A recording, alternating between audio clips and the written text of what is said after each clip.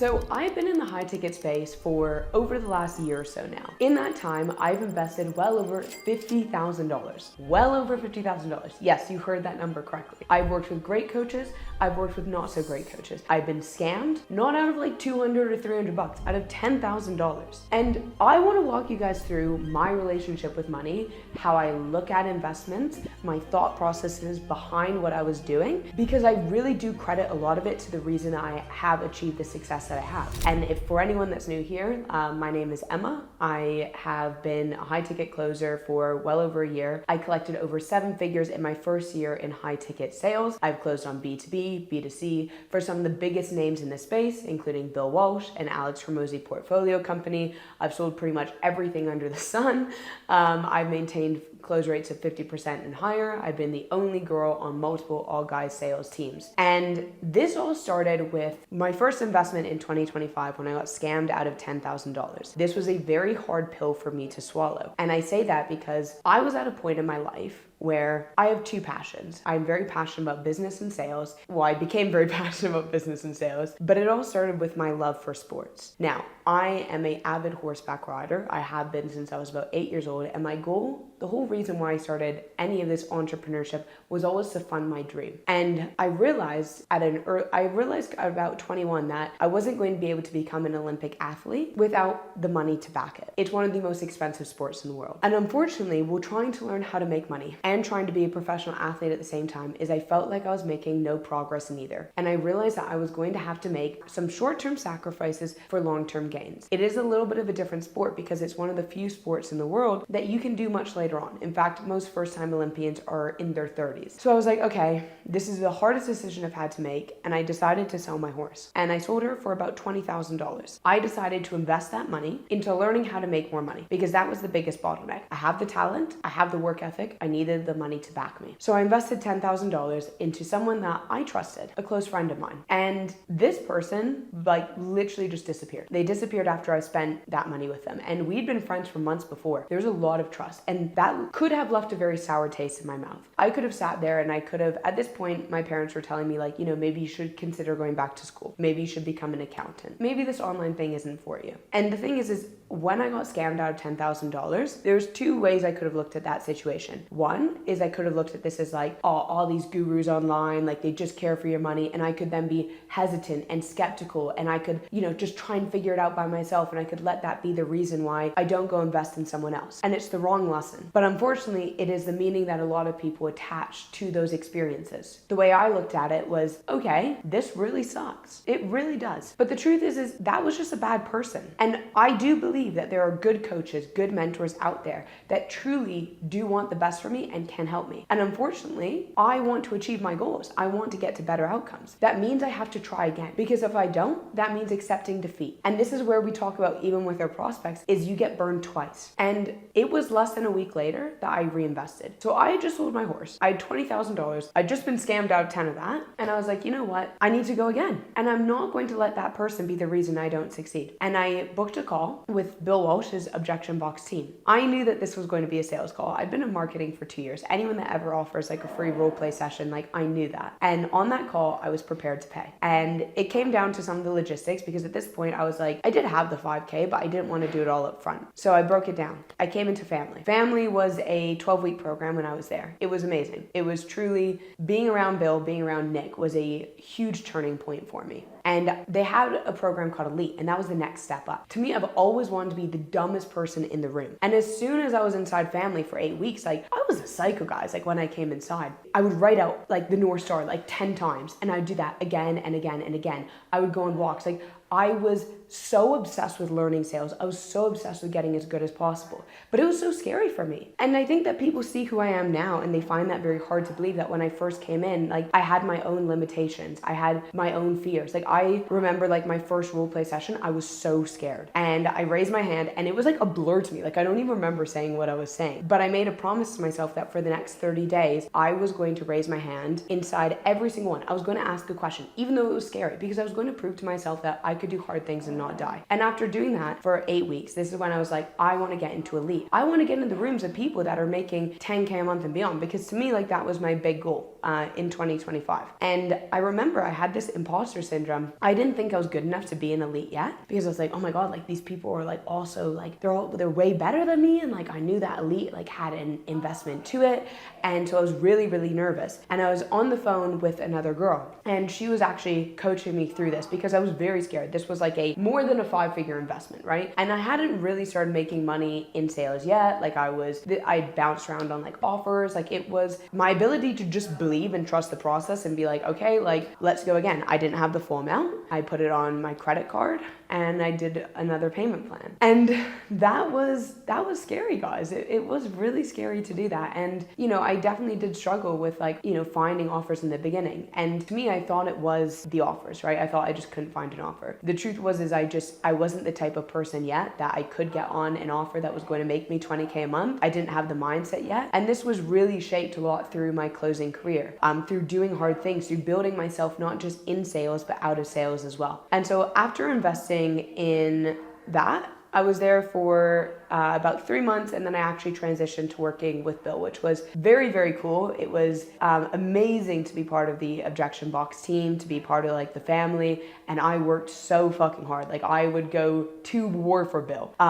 Anything he said, absolutely. And I see a lot of princess closers these days that they just want a role handed to them. And the truth is that becoming a 20K per month closer, it's not something that you deserve. It's something that you earn. And for me, like I very much in the beginning of my career, I did like all sales cycle role. I was doing outbound, I was doing triaging, I was closing, I was, you know, doing all the admin, I was doing all the things, and I knew that that was required. And my mindset when I came into sales, which I think has served me more than anything else, and it's partially, you know, why I'm able to make these investments, is my belief in myself, my belief in my ability to figure it out, whether it goes the way I want or it doesn't. And I've never asked a coach, like, do you have a guarantee? Do you have like, I've never needed that, because I trust myself, and I trust that it's like, if I go into a coaching program and other people have gone this like the results and they have access to the same coaching, the same trainings, why can't I? I've always been a top student. I've always been a top performer. So all I need is that it's like, okay, if others have done this, then like, why can't I do the same?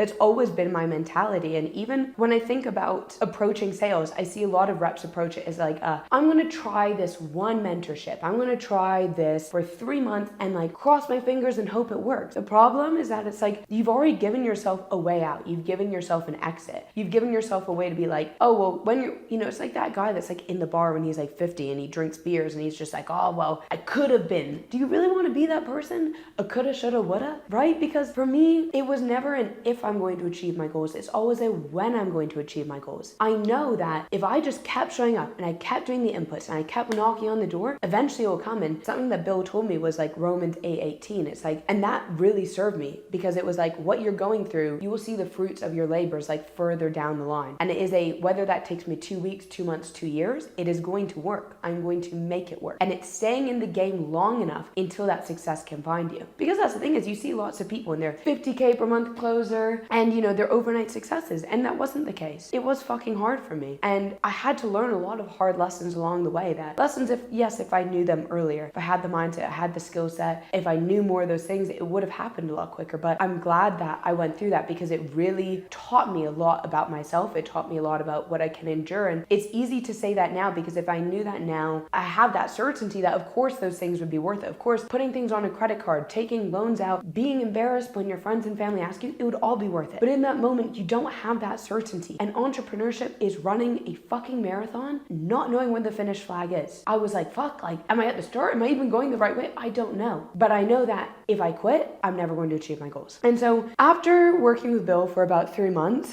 I had another opportunity come onto my table for another offer. And I actually had a conversation with him, because this was quite a turning point for me in my career. And I was like, what do I do? Like, I have a lot of respect for you. I love the team. I have this opportunity. And the best thing that a mentor can ever do for you is encourage you to do what's best for you, which is exactly what he did for me in that moment. Is he said, fly, bird, fly. And in that moment, this is when I discovered Kurt and set the standards. I had actually attended a masterclass. I knew a couple of my friends that had, and you'll find this in the sales spaces, everyone knows everyone. A lot of people have been through like a mixture of programs. Most people don't just stop at one, because you realize that personal development, it never stops, right? And that's like the truth. Even now, right? It's like I continue to invest in myself. myself. And so I had a couple mutuals that had really recommended Kurt to me. And I went to one of his master classes that he'd done with Kyle, and it blew my mind. It was a very different way of selling. It was very eye-opening to me. The limiting beliefs, the language, the importance of the discovery. And it was things that I was like, wow, like this is so different. And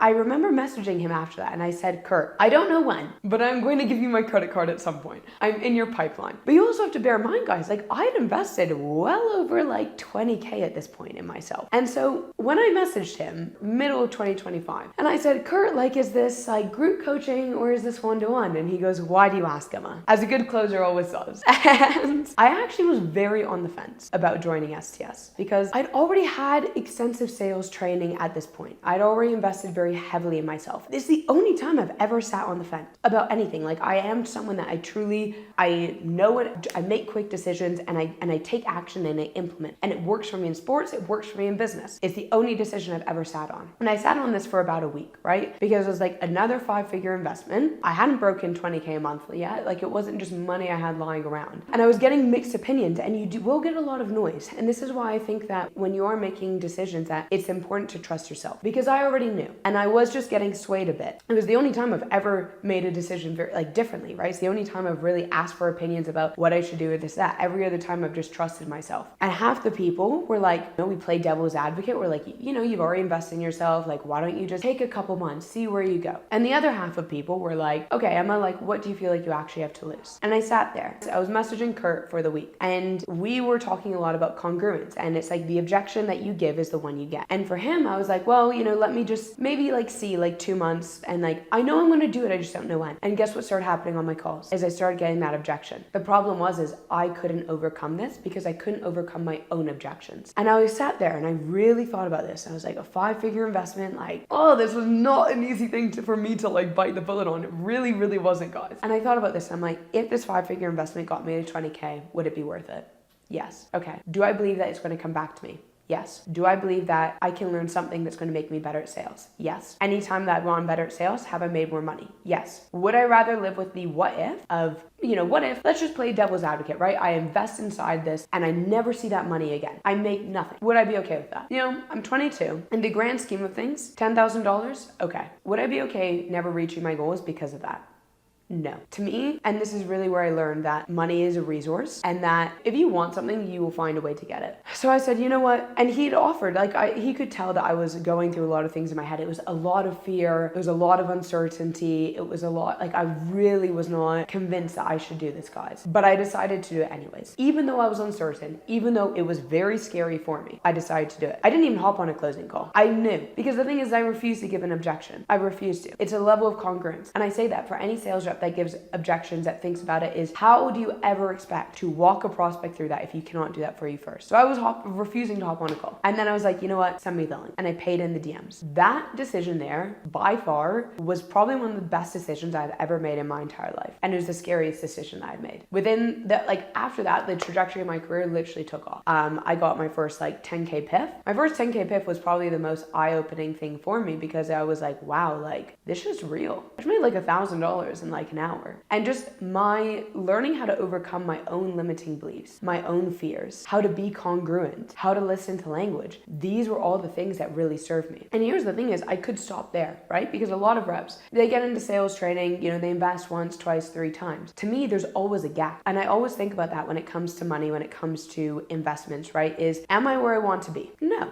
Because I never settle, right? To me, when I made my first, I wanted to get to my first 10K. Well, look, what got me to my first 10K is not what got me to my first 20K, is not what got me to my first 30K. So when I think about that, it's like, okay, if I want to build some really big things in my lifetime, I want to have some epic stories. That means that there's a gap between who I am today and the person that I need to be. And there are people that have already done that. So why would I not seek those people out? Which is exactly what I did when I wanted to step into management, is I looked at who is the best at doing this. And I didn't even know what they offered. I literally just messaged them and I was like, hey, do you do one-to-one? Why? Because I wanted to be around them. I wanted to be around their way of thinking. I wanted to see what they did. I wanted to learn from their mistakes. And this is where I don't think enough people realize, is that just learning what not to do, and the mistakes will save you so much. And you will learn, like, even when it came to management and leadership, which was very much the next step in my career, was it made me realize that I'm like different people with different approaches. And so I was taking little bits here, little bits here, little bits there. It opened up so many doors for me. And you guys like ask me all the time, like, how did I achieve this like so much, so quickly at such a young age? And it is my ability to take risks, my ability to take action, even when I'm scared, guys. I promise you, like, I have felt the same emotions that you feel. The anxiety, the self-doubt, the fear, the like, fuck, like, am I going to pay like my rent? Because it's like, this shit, like, I've been through all of that and more. I've been scammed. I've gone through all these experiences, but it is why my confidence and my conviction in any situation now is so solid. And so I really like, you know, right now we're in end of March, right? End of March 2025. And this year alone, like, I've already invested like well over $25,000 into myself, because to me that makes sense. If I invested, you know, that much into my sales training year one to get to where I am, well, if I want to get to the next level, surely I'm going to have to be willing to invest the same again to get there. Because if I invested, how to think about that is like, if I invest, call it $100,000 this year, and it teaches me a skill and it bridges the gap between me and six-figure month, would that be worthwhile? Heck yes. But a lot of people just look at the opportunity. They don't look at the opportunity, they look at the cost of what it is today. But the truth is you're never going to know. And it's being able to guide yourself through that. And so I just wanted to share with you guys my thought process around like investing in yourself, being able to do hard things, being able to go again. And I really encourage you guys, like whoever you look up to, whether that's in sports, whether that's in business, how many of them just figured it out the first time around? Of course, there's going to be those rarities, the closers that make 25K the first month. You can always find those people. But how many of the people you look up to actually got their teeth knocked in and got back up? Because that's the game. That's what you've signed up for. The question isn't like, you're going to fall down at some point in your career. That's just the reality of it. It's being able to stand back up, dust yourself off and say, let's go again. Is that all you have from me? Being brave, being tenacious, having some resilience, and trusting yourself that you're going to get where you want to go. And I promise you guys, if you take that mentality, right, that I've just talked to you about, and I don't just say this in business, like I've achieved a lot of goals at my age. I have every goal I've ever set, I've achieved for myself because I have that mentality. And when I say that, like, you know, I'm 22, I've run a marathon. I went from literally couch,